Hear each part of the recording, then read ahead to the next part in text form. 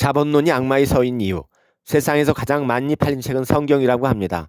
서구 문명이 인류의 보편적 문명이 되고만 세상에서 이 바탕이 되는 그리스도 이야기를 담은 성경이 세계에서 가장 많이 팔린 도서인 것은 자연스러운 일이라고 하겠습니다. 그럼 성경 다음으로 많이 팔린 책은 무엇일까요? 아마도 그건 자본론일 가능성이 높습니다.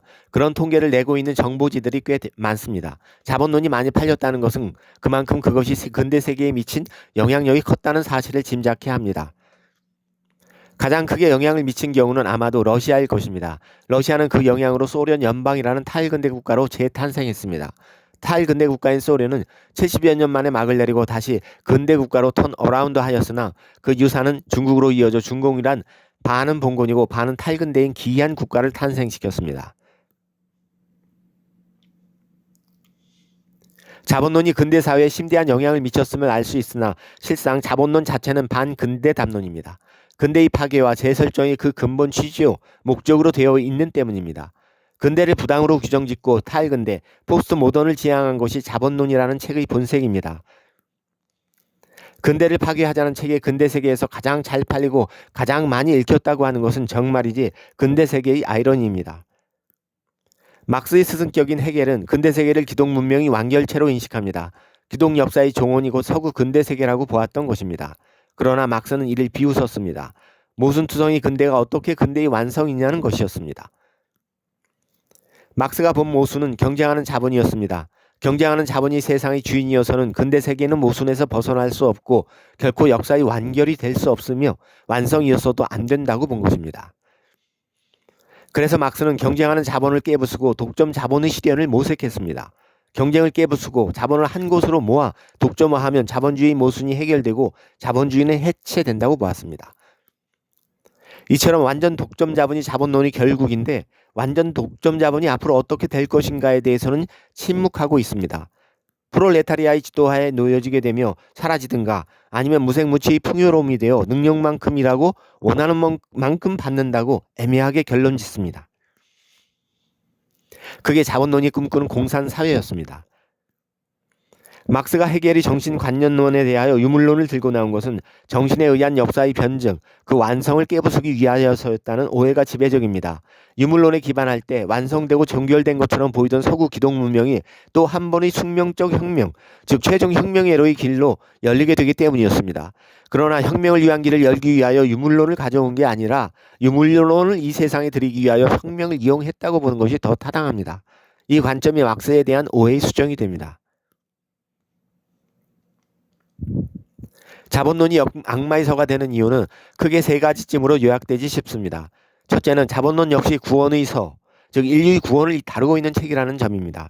우리는 구원은 하나님이나 예수님, 부처님 등등의 완전체의 가피나 은총에 의해서 이루어지는 것으로 압니다. 아주 오랫동안 적어도 부처님이나 예수님이 우리 곁에 왔다 가신 이후로는 그와 같았습니다. 그래서 우리는 우리 자신을 죄인이거나 악인으로 인식하며 이 세상은 무상한 것이고 헛된 것이라는 의식을 거부하지 않습니다. 회개, 회심, 세례 등등의 것들을 신성하게 여기며 세상에 대한 물질적 욕망과 유혹을 경계합니다. 다시 말해 신에 의한 구원 이외의 구원의 양태를 알지 못한다는 것입니다. 그러나 자본론의 구원에는 하나님이나 예수, 부처님이 없습니다. 근본적으로 유물론에 입각하여 하나님이 없는 또는 부처님이 없는 상태에서 인류의 구원을 모색하고 이를 창출해내려 합니다. 거대한 영웅주의와 위대한 자만과 거만의 발걸음입니다. 자본론이 인간의 소유에 집착하는 이유이기도 합니다. 신이 없는 세상에 내던져진 인간 존재만큼 외롭고 비참한 존재가 또 어디에 있겠습니까? 이 약점을 10분 파고든 게 자본론입니다. 신없이 인류를 구원한다는 이야기는 위대한 영웅 설화이기는 합니다. 그러나 전형적인 악마 이야기, 악마 설화의 한 형태인 것입니다. 선한 사람을 구제하지 않는 신을 대신하여 선을 구현해 나선 휴머니즘 천사가 결국 악마로 화하고 만다는 것은 아주 오래된 악마와 관련된 근본 설화 가운데의 하나입니다. 자본론의 구원설은 정확히 이 악마의 근본 설화에 다 있는 것입니다. 두 번째로 경쟁하는 자본에 대해서는 적대성을 보이나 독점 자본에 대해서는 적대성을 보이지 않는다는 점입니다. 완전 독점 자본은 자본론의 최종 지향점입니다. 경쟁하는 자본에서 그 경쟁을 배제하고 모아 완전 독점하에 프롤레타리아의 지도하에 놓아두자는 이게 자본론의 골자입니다. 프롤레타리아의 지도하에 놓아둔다는 것은 공산당이 지배한다는 의미의 다름 아닙니다. 공산당이 지배하는 완전 독점 자본이라니 이건 도대체 무슨 의미입니까? 영화 반지의 제왕의 사우론이 연상되지 않습니까? 절대악 사우론 말입니다.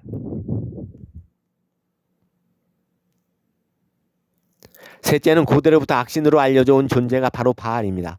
후에 사탄으로 불리워지게 되는 그것입니다. 악신이란 악마의 다름 아닐 터입니다. 헌데 이 악신 바알을 자신들이 수호신으로 한 자들이 있었으니 흔히 고리대금 업자들로 알려진 일단의 무리들입니다. 사람들에게 고리로 돈을 빌려주고 되돌려 받는 원금과 이자로 자신들이 부를 늘려가며 세상을 지배하며 시끄럽게 해왔던 자들입니다. 요즘에는 사채업자라고도 불리는 것 같습니다. 이들이 제도권 안으로 들어오면 금융업자라고 불리기도 합니다. 자본론이 저자인 막스가 대대로 고리대금업으로 재산과 권세를 불려온 거대한 자산가 집안의 인물이라는 것은 이제는 공공연한 비밀입니다.